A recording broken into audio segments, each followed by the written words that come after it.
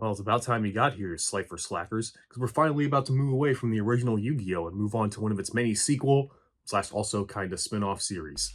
Well, until we return to it with a movie later, but that's like several seasons down the line. But now we can talk about the next generation of Yu-Gi-Oh! As we move on to Yu-Gi-Oh! GX. Usually, this would be the part of these retrospective videos where I tell you fun production facts, or how this series got started. But there's kind of a problem with that and Yu-Gi-Oh! At least personally, online, I cannot find much that has been said by official sources on the development of the Yu-Gi-Oh! Animes. The only time I hear or read anything about the Yu-Gi-Oh! Anime production is on a subreddit or some Yu-Gi-Oh! Fan wiki or a YouTube video that doesn't cite its sources, and when it does, it's a subreddit. Now, of all of those, I probably trust the fan wiki the most, I guess. But for the record, anything I do say about this and any other series in the future is more speculation and fan theories rather than facts from trustworthy sources.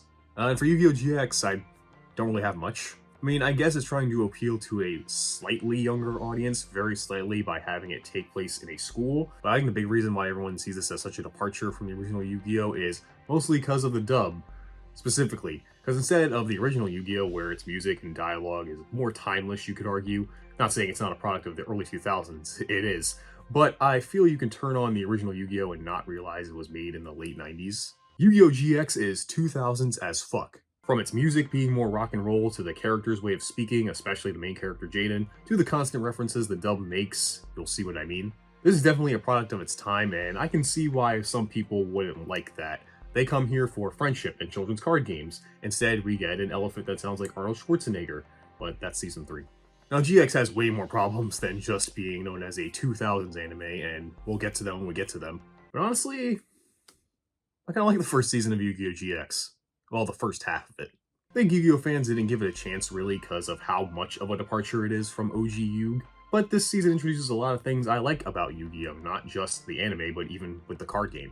And you'll be surprised on who it is, but I think GX has one of the best written characters and character arcs in all of Yu-Gi-Oh! And no, for people bringing it up, I'm not talking about Jaden in Season 3. Again, if you don't know, you'll see what happens. It's something that happens this very season. But yeah, really, despite its problems, I just think GX is kind of fun to watch, and isn't that the point of watching an anime, to have fun? And yeah, there's some stupid stuff that happens in it, especially way later, but it's Yu-Gi-Oh! It's always had stupid stuff. So I guess it's time to put up after all that talk, so let's get into it, and let me show you why Yu-Gi-Oh! GX, the first half of Season 1, is one of my favorite seasons of the whole franchise. So before we begin, we have to talk about the theme song, of course. The best way to describe it is the most 2000s thing in this whole show. Chilling out with the crew in the schoolyard, finding trouble, never looking too hard. Now, I think this is a thing old Yu-Gi-Oh! Fans shit on, because of course it's really in your face that this ain't your Pharaoh's Yu-Gi-Oh! They listen to this and think, ew, why are they trying to make Yu-Gi-Oh! Epic with rock guitars and catchphrases? But you have to admit, whether you like this theme song or not, you hear it once, it's going to be stuck in your head all day. It is so catchy.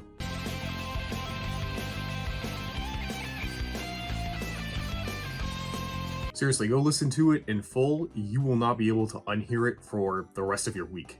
Game on, yes, game on. Come on, you better play your cards right. Come on and get your game on.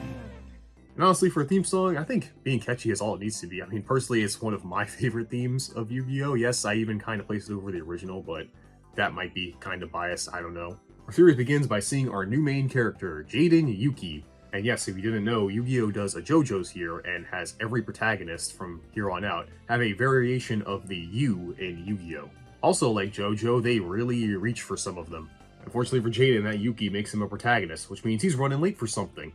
The test to get into Duel Academy, the most prestigious academy dedicated to children's card games. On the way, he runs into Yugi, who's all grown up, and he senses a card he has belongs with Jaden, a winged Karibo. Jaden doesn't have time to realize he just met the king of games. He's late. I can't be the next king of games if I'm late to the games.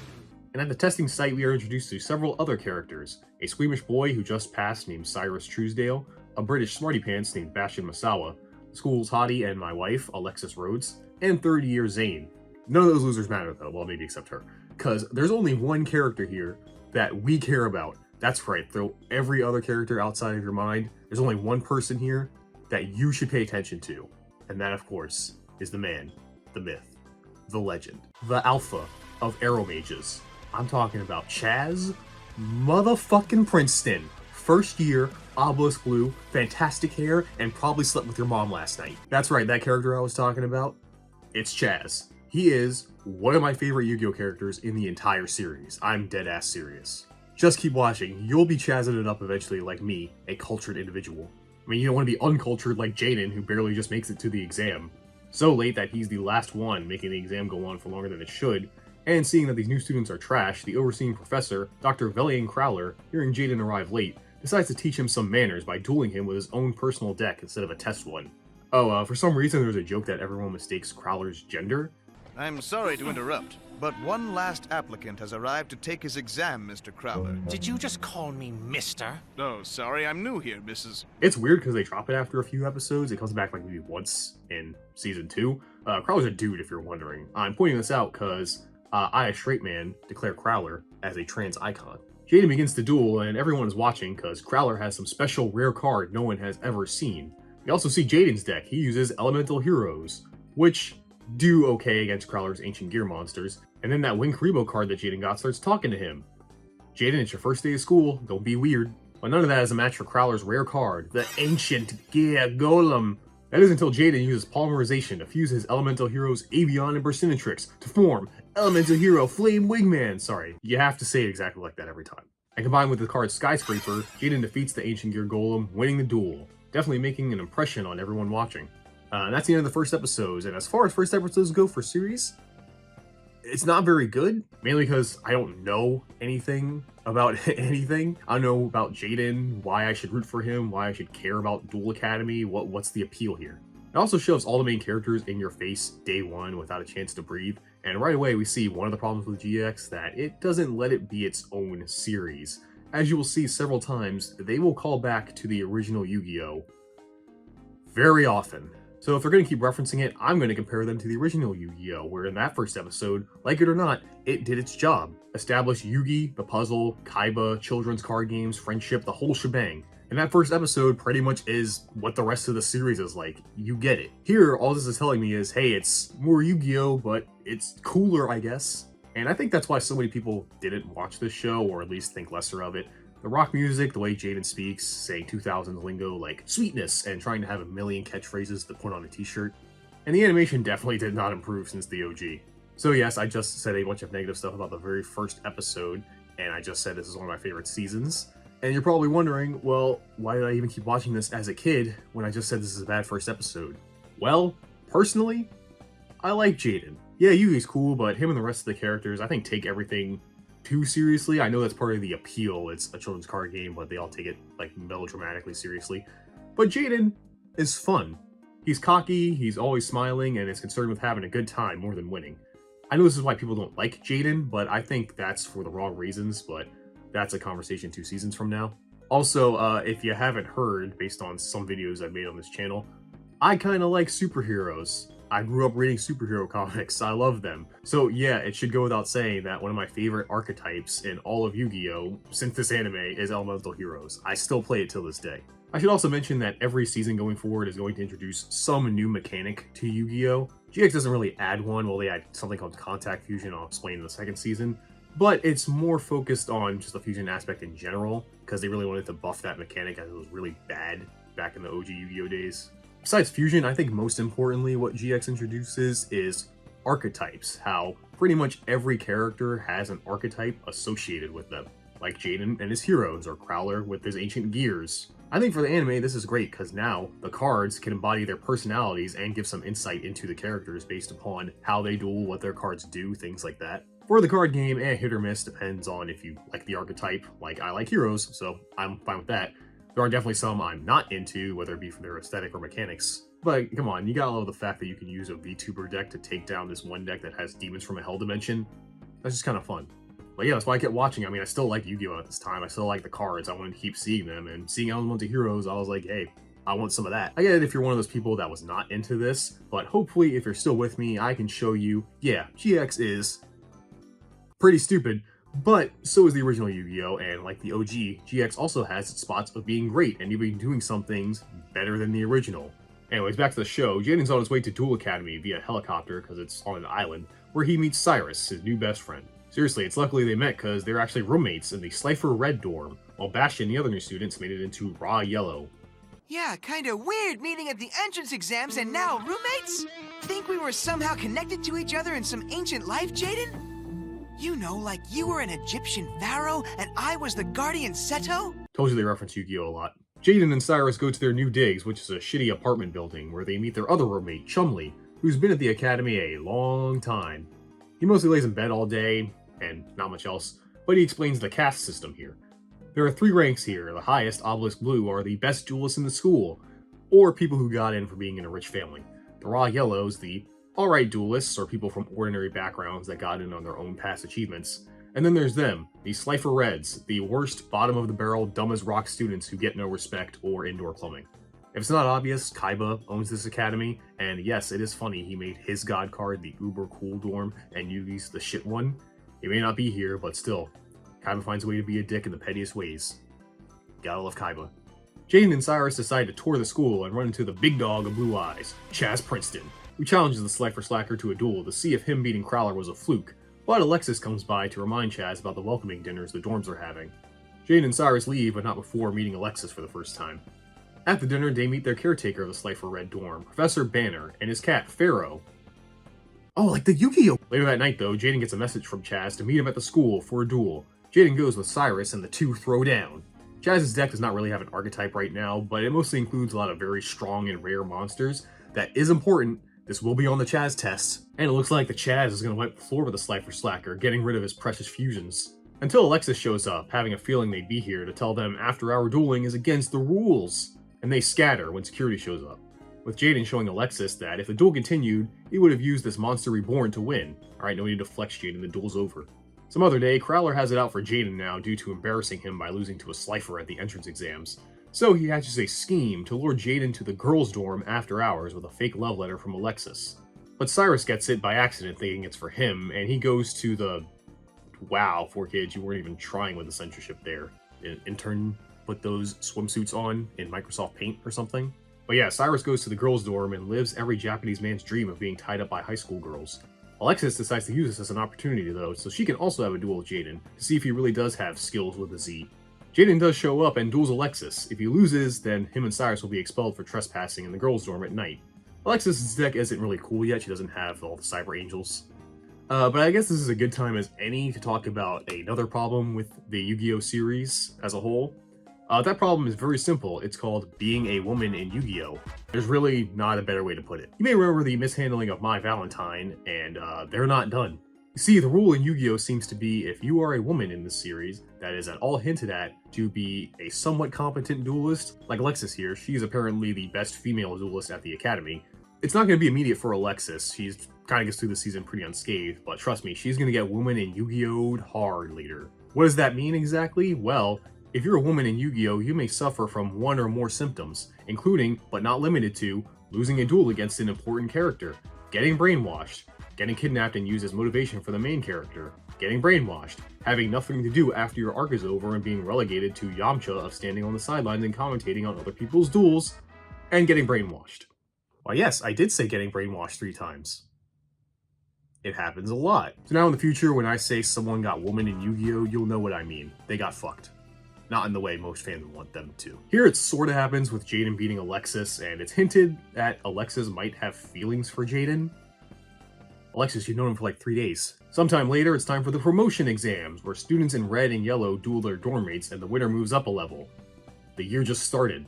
Jaden is late as usual, seeing Chumley didn't even go, saying he's failed multiple times, so why even bother? Jaden is on his way though, especially since for these duels, the Academy is getting a bunch of new rare cards. But he stopped to help some lady with her broken down car, missing out on some mysterious person buying all of the rare cards first thing. But Jaden's in luck, as the lady he helped is Dorothy, the person who runs the card shop, who saves some of the packs, giving them to Jaden for helping this morning. And he might need that help, cause for this exam, he's dueling the Count of Chaos himself. CHAZZ? Wait, why is an Obelisk Blue dueling a Slifer Slacker? This should be against the rules, right? Well, Crowler wang-jangled the rules, convincing the headmaster of Duel Academy, Chancellor Shepard, to approve of this somehow. Of course, it's another scheme to embarrass Jaden, as Crowler was the one who bought all the new rare cards and gave them to CHAZZ, allowing him to pretty much combo off. Fresh off the presses, meet Magical Mallet to the best part. See, Jaden, I got the reshuffle magical mallet, too, when I'm looking for this. V-Tiger Jet from Check Out the Magic of Frontline Base. It lets me summon another level 4 or below monster this turn. But wait, I'm not done yet, because he still has his special ability. That's not good. Give me a break. Is this guy's turn gonna end sometime this century? You thought that was a long time, Syrus? We haven't even gotten to synchros yet, my guy. One of these rare cards CHAZZ has is the VXZWY. What is this thing called? Yeah, that. Fuck fouls, I guess. With these new cards, my Negro CHAZZ has this slacker on the ropes. Unfortunately for CHAZZ, being a Giga Chad is no match for the heart of the cards, as Jaden uses that card he got from Dorothy's pack, comboing into his Wing Karibo to win the duel. But he decides to stay in the Red Dorm to be with his friends, a gesture that even gets grumpy Chumley to warm up to him. One night, the slackers are telling scary stories with Professor Banner. Jaden tells one about how he sometimes hears his cards' voices. That's not scary, Jaden, that's stress, you should see a doctor. And Banner tells them about some made-up thing called shadow games, which Jaden doesn't believe in, and about a mysterious abandoned dorm where many students have gone there and disappeared. So they decide to check it out. Eavesdropping on this conversation is Crowler, who's still trying to get Jaden kicked out, and decides to use this shadow game stuff and scare Jaden by hiring a self-proclaimed shadow duelist named Titan, who uses a Millennium item? Specifically, the Millennium Puzzle? Nani the fuck? Slackers go to the abandoned dorm and surprisingly run into Alexis, who doesn't say why she's there. She tells them you're not allowed to be here, skedaddle, but not before they explore. And it's here where Alexis gets her first instance of being woman in Yu-Gi-Oh! As she is kidnapped by Titan, and Jaden has to duel him to save her. During the duel, he turns it into a good old shadow game. But not really, cause shocker, his puzzle is a fake. Here goes, buddy. For my move, I play the spell card Pot of Greed. But when he's exposed, something weird happens. Titan tries to escape, but becomes possessed by some mysterious force that actually turns it into a real deal shadow game for realsies. But Jaden thinks it's all more smoke and mirrors and wins by using his elemental heroes, saving Alexis, and she doesn't say why she was there, but we hear her monologue that she was there because one of those missing students was her brother, Atticus Rhodes. While they save the girl, the slacker school life is in jeopardy as Crowler has proof that Jaden and Syrus entered the abandoned dorm, which is against school rules and they're going to be expelled. But that's not enough for Crowler. He wants to embarrass Jaden publicly, so he organizes a tag duel, Jaden and Syrus against duelists of his choosing. If they win, they stay, lose, and they have to go to public school. This is bad news, because while Jaden's great, Syrus sucks. Hard. He is the worst duelist in the whole school. So much that even he realizes he'll just drag Jaden down. Even trying to get Chumley or Alexis to fill in for them because they were also there that night, but Crowler doesn't care about them, so no dice. Jaden of course believes in his bro and tries to help Syrus by dueling. Well, that's a start, I guess. I'm throwing down the spell card Pot of Greed! And now I'll use its magical charm, and then draw 2 additional cards from my deck! We do find out why Syrus sucks, because he has no confidence, because his brother is Zane. If you remember him from the first episode, Zane is kind of amazing. He's a 3rd year and the best duelist in the school, bar none. And Syrus has always been put down by him, especially when Syrus fails one day to play the card Power Bond correctly. To help him find out more, Jaden challenges Zane to a duel, and Jaden loses. Hard. To Zane. He's super strong. Cyber Dragon 2 OP. But seeing Jaden stand up to his brother and not sweat over losing gives Syrus the courage to try his best in the tag duel, to prove himself to him and his brother. More importantly, what about Chumley? I mean, we know nothing about this guy. Well, now we do. That he comes from a family of hot sauce makers. Yes, hot sauce. Obviously, it's supposed to be sake, but 4 kids can't show drinking alcohol for some reason, so they changed it to hot sauce. And Chumley's dad, the Hot Sauce King, has come to drag him away from this dueling nonsense to run the family business. But now that Chumley has friends here, he wants to stay, so they settle it in a duel, of course. While the Chumster puts up a good fight, even fusing a powerful Chungus named Master of Oz. The spice is too much, and he loses. But Papa Chum sees that Chumley has Nakama now, and he decides to let him stay. Did you know Chumley's catchphrase is licious? Totally licious. Anyway, it's the day of the big tag duel, and everyone is watching, of course. Chumley, Zane, Alexis, the daimyo of Dark Magicians himself, CHAZZ. But still, no one knows who Jaden and Syrus will be dueling. The Paradox Brothers! Salutations, you fools. Hope you're ready to duel. I've never heard of these guys. Why is it the Paradox Brothers? You could have come up with some new cool tag duelists, but instead, again, they're just trying to remind us of OG Yu-Gi-Oh! So yeah, they duel, and in reality, the duel is pretty short. It's mostly talking and rhyming. Yeah, I don't think I mentioned that when they showed up the first time, but the Paradox brothers talk in rhymes when they speak. You actually think you know anything of this game? You're losers, you're jokes, in other words, you're lame. And if they think this is starting to get grueling, Wait till I draw and give them a true schooling. I have then and still now find it annoying. And of course they summon their Gate Guardian, but it's not enough for what Jaden has. My turn. And I activate the spell card Pot of Greed. This lets me draw 2 cards. Luckily, thanks to some pep talks from Jaden, Syrus is able to come through properly, using Power Bond for the first time correctly to summon this dumbass thing, and they win, and get to stay in school. Hooray. Well, after another failed attempt to embarrass Jaden, Crowler decides this time to raise up a duelist to be good enough to beat Jaden, and the perfect candidate is Bastion. He's shown up every so often, but I never mentioned him, really, because he's not that important. And to test him, Crowler sets up a duel with the Emperor Elementals, the CHAZZ. Because unfortunately for CHAZZ, since losing to Jaden at the promotion test, you know, a slifer, his reputation has been shot, with his so-called friends abandoning him, and if he loses against Bastion, he will be demoted to Raw Yellow. This is bad, because CHAZZ comes from the Princeton family, a powerful family, and his brothers are each becoming dominant in the world of finance and politics, and the plan was CHAZZ would rule the dueling world, so they could have control of the most important things in the world. Ah yes, 3 most important things in any economy: politics, finance, and children's card games. Honestly, children's card games kind of covers both of those things if you think about it. Sadly, CHAZZ though is more reliant on rare, strong cards that his brothers gave him, and even cheats throwing Bastion's deck into the water. Wait, did CHAZZ just live with someone?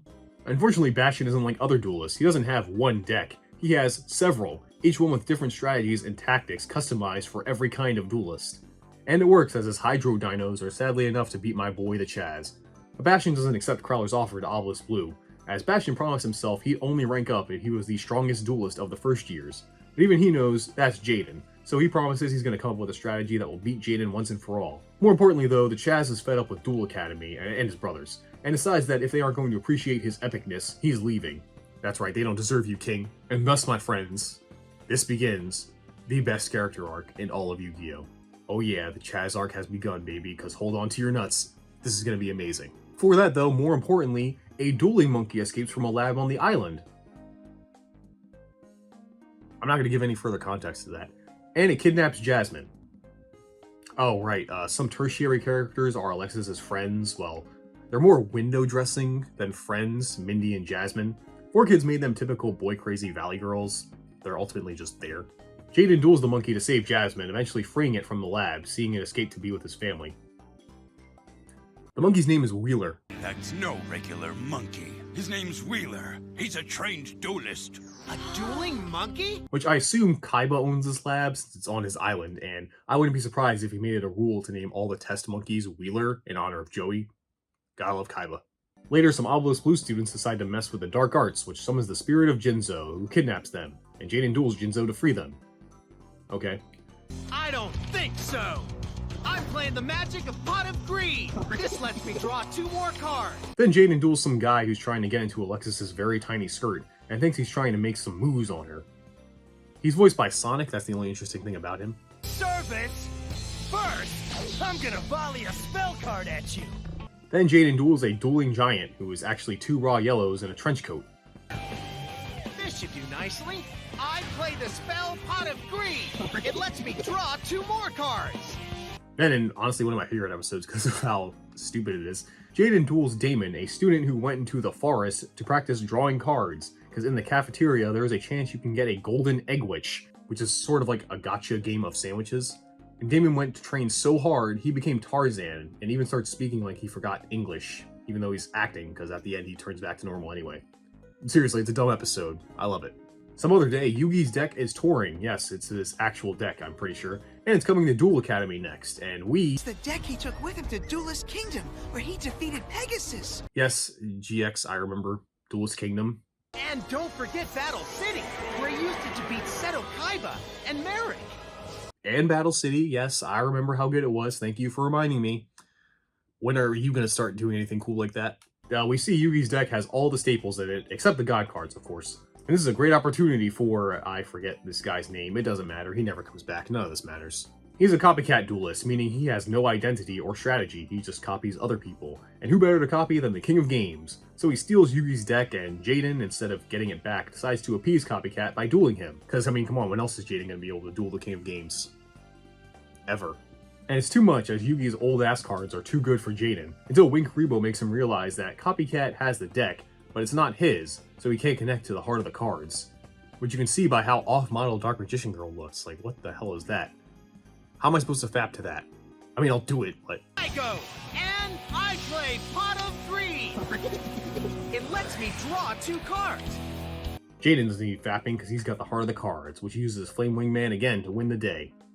One cool thing is they actually reference the Chaos Emperor Dragon here and the Blackluster Soldier Envoy at the beginning, which, if you don't know, were cards so broken, they were some of the first Yu-Gi-Oh cards ever banned, and they actually mentioned that. First is Chaos Emperor Dragon Envoy of the End, a card so very powerful, it has been outlawed in official Duel Monsters tournaments. I thought that was kind of neat. Some other day, the Slifer's get a new student, Blair Flanagan. Despite disguising herself as a boy and having the name Blair, everyone thinks she's a he. And she's really here because she has a crush on Zane, so she snuck into the academy to be with him. But a duel with Jaden sets her straight to the point she falls in love with him, promising to return. And Jaden gets bummed out when he finds out that he almost lost to Blair, who's in 2nd grade. Yeah, she's 8, so she can't stay. You might also have noticed with Blair disguising herself as a boy that for some reason, all the girls in the show are in the Obelisk Blue dorm, with the only women we saw maybe under that were in the first episode as exam staff.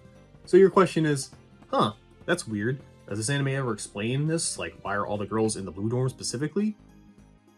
It's a good question. Next question. Next up, it's the big inter-school duel that's coming up between Duel Academy and their rivals, North Academy. Normally, they pick the best duelist Zane, but North Academy, for some reason, is using a first-year student. Must be pretty good if they're using a first-year. So they decide to use their best first-year, Jaden, but Crowler doesn't want Jaden representing them, so he suggests Bastion instead. And so to decide, the two have a duel, of course, to see who will represent Duel Academy. And Bastion spends all night coming up with a strategy to beat Jaden, and he comes up with the most amazing, most genius, most out-of-the-box strategy ever. I don't think anyone could have possibly thought of this way to beat Jaden, the guy who uses fusion monsters. Like, it was just inconceivable. I don't even know how he came up with it. I'm still shocked to this day. See, Bastion uses the card Cursed Seal of the Forbidden Spell to negate Jaden's polymerization, locking him out of fusing. Oh my god. It was right there. Genius. How could anyone other than the great mind of Bastion come up with a strategy to stop the fusion deck by negating polymerization? I think this guy's gonna win a YCS someday. Perhaps this will convince you then. I activate the spell card Pot of Greed from my hand. Due to its effect, I draw 2 cards. Okay, relax, Bastion, you're just flexing now. Unfortunately, Bastion's calculations didn't account for Jaden being a protagonist, and Heart of the Cards and his elemental hero Wildheart saves him, winning the duel. And Jaden will now represent the Academy in the inter-school duel. Crowler still doesn't want Jaden representing them though, so he has one final scheme. He releases a duelist so terrifying, so revered, so vile, he had to be sealed away and can only be interacted with wearing special suits.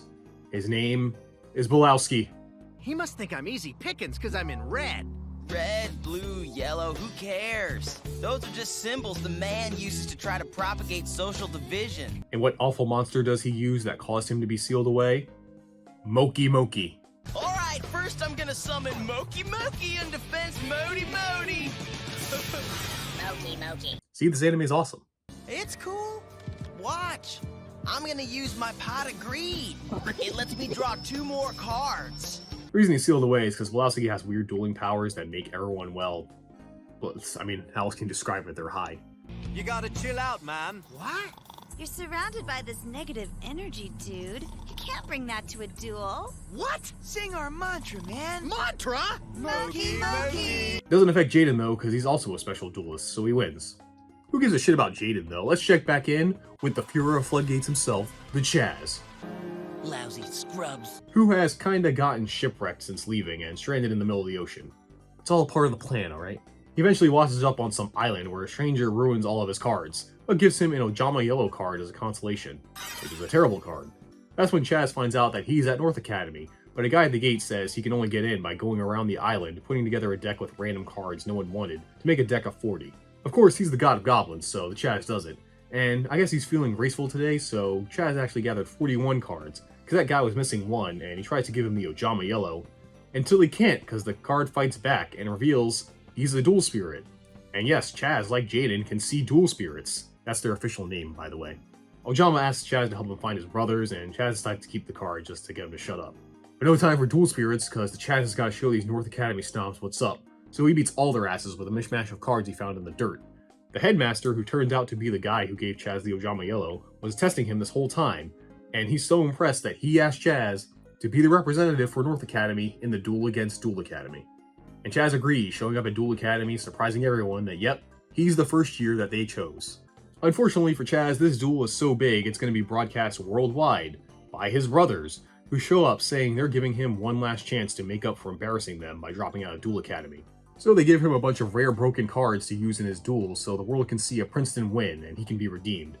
Pressure is so much that Jaden overhears Chazz giving himself a hard time, because all the pressure he's lived under thanks to his brothers to always be told to win is really getting to him.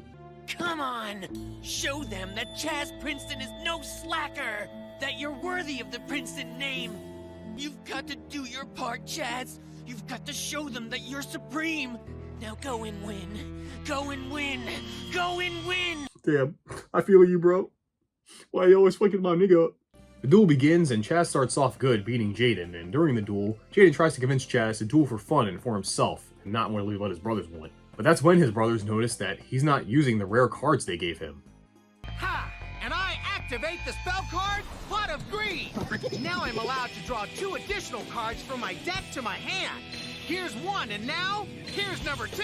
Duel is back and forth for a while, but sadly Chazz loses on live TV. And his brothers are not happy about this, angry that Chazz went against them and used his own deck. But Jaden and the rest stand up for him, saying even though he lost, Chad played using his heart and using his own cards, not some tier 0 deck anyone can buy. Because Chad got something today that money can't get him, the respect of everyone at Duel Academy back. As everyone watching the duel cheers for the Chazz, since he dueled his best, shutting up his stupid brothers.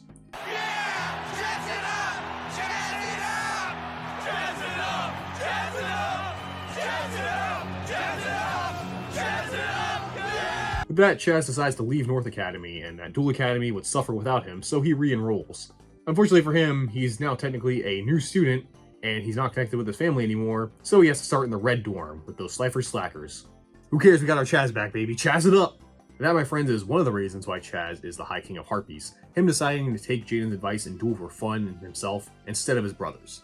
But that's not the end. Oh yeah, there's more to this, and believe it or not, he gets better. I mean, it's the Chazz, of course he does. The next day, Syrus overhears Professor Banner talking to someone about a test that could be dangerous, as students were put in graves? I'm sure it's nothing. Coincidentally, the next day is Banner's class, and he talks about a special trip to ancient ruins on the island.